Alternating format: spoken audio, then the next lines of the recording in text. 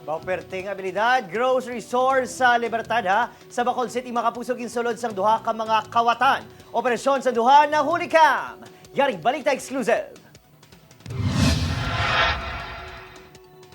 Sa sininga video, gintugyan sa GMA Regional TV isang isa ka grocery store sa Libertad.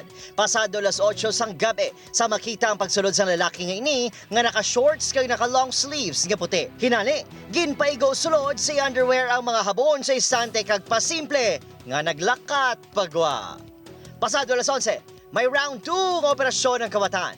Para hindi mabisto, nag-change costume pa ini. Dugay-dugay, sa kapareho kay Sante nagpwesto, kag daw ka ngay liwat nga nangumpra.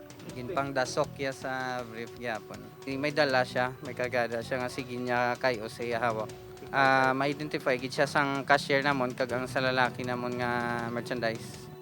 Ay, sorry wala diri matapos. Pasado la una sa kagahon, ang ginapasuni kawatan nagbalik sakay sa motorsiklo.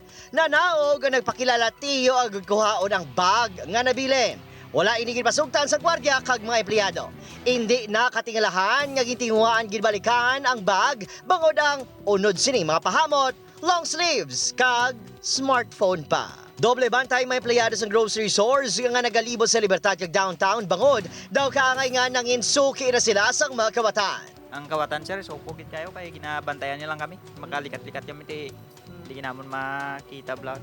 Ang mag-advise ko lang sila, sir, maningwa lang sila kaysa sa mga awat sila. Nakalabot naman sa talatapan sa Bacol City Police Office ang report. Nagpasalig ini nga mag-aimbestiga sa natabo. Mga try or nag-abusar sa aton ang mga stall owners or mga gabaliligya dira matamaton tagina sila siguro nga kumadak pa akong makilala na sila pang sakatan na kaso no.